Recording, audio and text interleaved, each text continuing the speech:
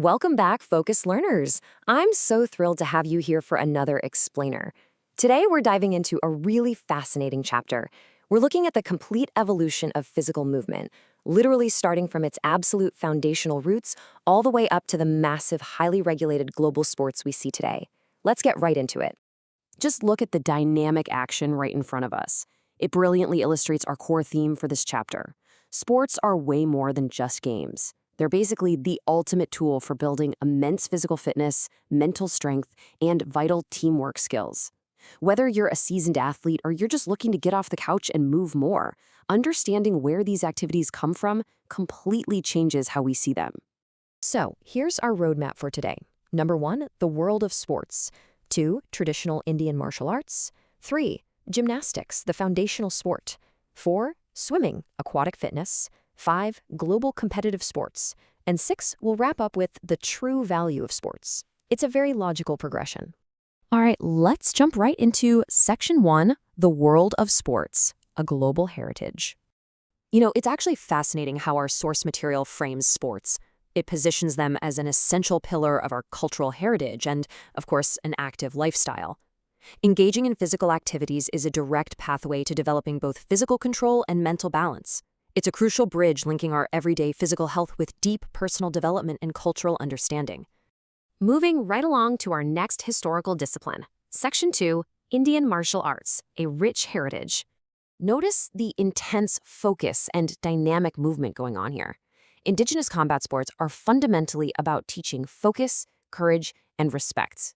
You see, it's not just about fighting. It's a holistic blend of discipline that unites the mind, the body, and tradition in perfect harmony. The really crucial point here is the sheer variety and cultural richness of these practices. Our texts highlight traditional arts like Thung Ta, which uniquely combines body movements, breathing, and weapon skills for ultimate control. Then we have Malakam, Gatka, and Kalari Payatu. These beautifully link rigorous physical training with deep-rooted cultural traditions, teaching self-defense right alongside immense self-respect. Now, let's shift gears completely and look at the elemental building blocks of all physical movement. Section 3, gymnastics, the foundational sport. Okay, get ready for this historical gem. Did you know the word gymnastics comes from the Greek word gymnos? Yeah, it literally translates to naked art, which historical texts used to denote exercises originally performed with a bare body in ancient Greece. It's a surprising fact, right? But it really highlights the sport's raw, ancient roots connected purely to the human form. And this brilliantly illustrates what that raw human form can achieve today. Look at the incredible physical control shown in the progression of this artistic gymnastics movement. The evolution to this level of modern artistry was actually pioneered by figures like Friedrich Gutsmuths, known as the grandfather of modern gymnastics, and Friedrich Ludwig-John, the father of gymnastics. Tracing its rapid growth on the world stage is pretty amazing. Gymnastics was included in the very first modern Olympic Games back in 1896. Women's gymnastics was proudly introduced in 1928, and by 1975, the world was watching the very first Gymnastics World Cup. It is a powerful trajectory from an ancient practice to a premier global event. Today, that evolution has branched out into 7 distinct types of gymnastics. We've got artistic, rhythmic, trampoline, acrobatic, parkour, tumbling, and aerobics.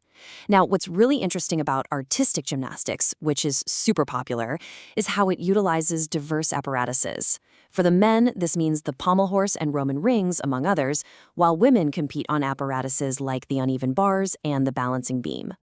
From solid ground, we're transitioning to an entirely different element. Section 4, swimming, aquatic fitness.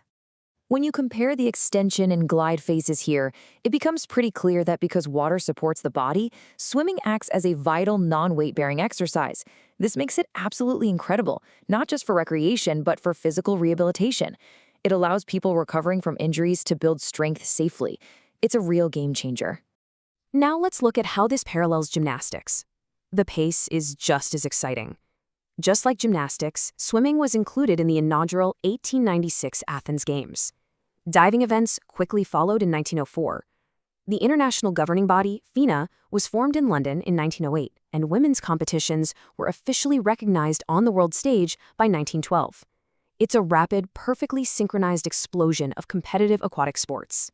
And the foundation of all that competitive and recreational aquatic fitness, well, it comes down to these core strokes. The front stroke, also known as freestyle, the backstroke, the breaststroke, and the highly demanding butterfly stroke.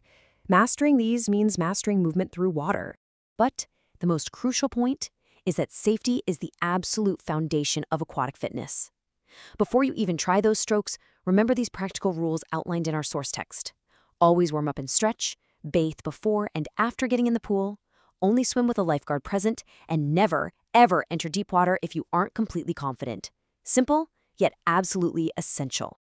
Okay, let's step into the culmination of our narrative arc. Section 5, Competitive Sports, Global Spectacles. Two great examples of this evolution are modern archery and women's softball. Modern competitive archery demands unbelievable precision, utilizing highly specialized equipment that's recognized by the World Archery Federation. On the other end of the spectrum, softball thrives on elite teamwork and strategy, showcased on massive stages like the Olympics and the Women's College World Series. Then we have tennis, which the text perfectly describes as a dynamic blend of physical endurance and mental agility. And I just have to point this out. What's incredibly exciting is India's growing legacy on the global tennis map, with phenomenal stars like Leander Paes, Sania Mirza, Mahesh Bhupathi, Rohan Bopanna, and Samit Nagal. India is absolutely making its mark across Grand Slams and the Olympics. Speaking of Grand Slams, the absolute pinnacle of global tennis requires immense adaptability. Notice how the 4 major tournaments are spread across the calendar and the globe. But more importantly, look at the playing surfaces. From the hard courts of the Australian and US Opens to the red clay of the French Open and the traditional grass of Wimbledon. Adapting to these diverse surfaces is exactly what makes a true global champion. All right, let's bring this explainer home. Section 6, True Value of Sports, Personal Betterment. This unit aims to develop awareness about the role of sports in building physical fitness, mental strength, teamwork, and sportsmanship. That quote right there perfectly summarizes our source material. Whether you're practicing an indigenous martial art like Thang Ta, mastering a complex gymnastic routine, or competing on the global tennis stage, the underlying goal remains exactly the same: personal and physical betterment. So here is my final question for you today. How are you going to incorporate these foundational movements into your daily life? The world of sports is vast, but it all starts with that first step, that first stretch, or that first splash. Thank you so much for joining me on this explainer. Now it's time to step away from the screen, find your sport, and get moving. Catch you next time.